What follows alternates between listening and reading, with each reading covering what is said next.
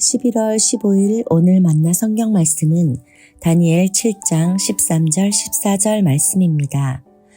내가 또 밤 환상 중에 보니 인자 같은 이가 하늘 구름을 타고 와서 옛적부터 항상 계신 이에게 나아가 그 앞으로 인도되매 그에게 권세와 영광과 나라를 주고 모든 백성과 나라들과 다른 언어를 말하는 모든 자들이 그를 섬기게 하였으니 그의 권세는 소멸되지 아니하는 영원한 권세요 그의 나라는 멸망하지 아니할 것이니라.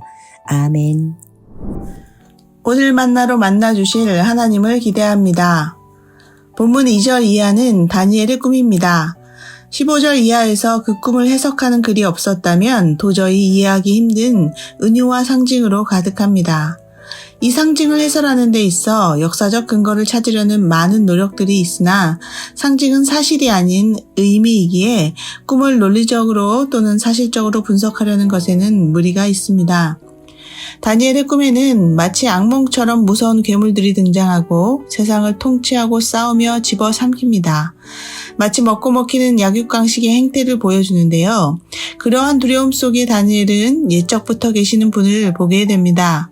그 위엄과 광경은 읽는 이들에게 하나님을 연상케 합니다. 그 앞에 펼쳐진 법정에서 마지막 괴물이 불 속에 던져지고 권력을 잃게 되지요. 그때 인자처럼 보이는 어떤 이가 하늘로부터 그 옛적부터 계신 분께 나아옵니다. 그리고 그에게 이 세상의 통치권과 권세가 주어집니다.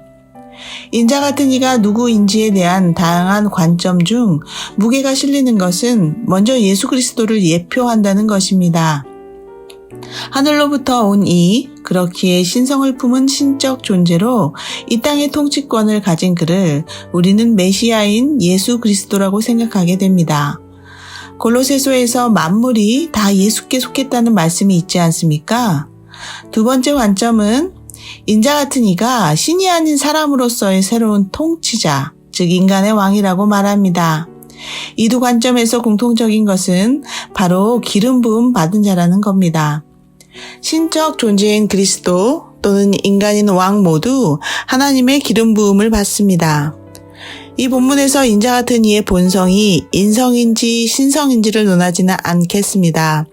중요한 것은 본문의 인자 같은 이는 옛적부터 계시는 분 앞으로 인도되고 왕의 통치권을 부여받습니다. 그의 통치는 앞선 괴물들의 통치와는 다를 겁니다. 왜냐하면 그가 하나님 앞에 인도되었고 하나님이 권위를 허락하셨기 때문입니다. 그러면 이 시대의 그 권위는 어디에 있습니까? 당연히 그리스도인인 우리에게 그 권위는 예수 그리스도에게 있다고 고백합니다. 그런데 이런 말도 있지요. 베드로는 말하길 너희는 왕 같은 제사장이라 했습니다. 예수 이름으로 세례를 받은 우리는 왕 같은 제사장입니다. 그렇다면 우리는 예수의 권위를 위임받은 사람들이겠죠? 즉 이 세상을 통치해야 합니다. 그런데 통치라는 말은 굉장히 권위적인 말로 들리지요? 그러나 권력적이지는 않습니다. 앞선 괴물의 방식은 힘의 논리에 의해 권력적이라 할 수 있지만 하나님이 보내신 예수가 우리를 다스린 방식은 바로 섬김의 방식이었고 성육신의 방식이었기 때문입니다. 그렇기에 하나님께 인도된 우리들은 예수를 통해 보여준 하나님의 통치 방식을 이해하며 따라야 합니다. 우리가 사는 이 세상은 약육강식의 모습이 두드러집니다. 아무리 아름답게 포장을 해도 힘이 있는 곳의 그늘에는 힘없는 자들의 아우성이 있고 빛나는 샹드리제는 자연의 빛을 대신합니다. 영원하고 끝이 없는 권위, 그 통치는 약육강식이 아닌 종족과 피부색과 신념에 상관없이 그리스도 안에 연대하는 것입니다. 새하늘과 새 땅은 그러한 통치 방식으로 살아가는 곳이 아닐까요? 또한 하나님은 우리에게 아무 가이드 없이 그 권위를 주지 않으셨습니다.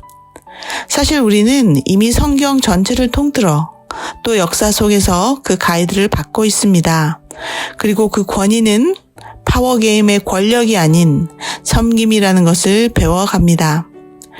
그러므로 우리의 연약함은 핑계가 되지 않습니다. 누구에게나 할 수 있는 일이 있기 때문이죠. 여러분은 작금의 시대에 하나님 앞으로 인도되신 분들입니다. 무엇보다 성령의 기름 부음으로 예수의 영을 받아 이 세상을 섬기기로 결단하신 분들입니다. 여러분을 통해 하나님의 위엄과 영광이 나타나기를, 하나님의 창조 세계가 평안하기를 간절히 기원합니다. 기도하겠습니다. 하나님, 사방에서 큰 바람이 불어 거대한 폭풍을 일으킵니다. 그 폭풍우를 잠잠케 하실 예수를 기다리는 우리는 마치 우리가 할 일은 없는 듯이 한 발 물러 관망하거나 도망치려 합니다. 우리가 마음에 그 예수의 영을 받았다고 고백한다면 우리는 이미 그분과 함께입니다. 그래서 폭풍 가운데 연대하며 하나님께 지혜를 구하는 우리가 되길 원합니다.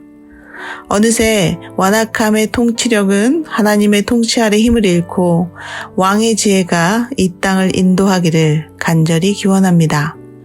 예수님 이름으로 기도합니다. 아멘. 이제 2가지 기도 제목으로 기도하신 후에 개인 묵상하시겠습니다. 하나님, 이 세상을 험악함과 거대한 욕망에 내어주지 마소서. 거만하고 교만한 자들을 낮추시고 하나님의 통치 아래 겸손과 환대로 연대하며 주를 섬기게 하소서. 우리의 아이들과 청년들이 하나님 앞에 인도되게 하소서. 그래서 주가 주시는 왕의 위엄과 영광을 받게 하소서. 그 지혜와 섬김으로 자신의 삶의 의미를 찾아가게 하소서.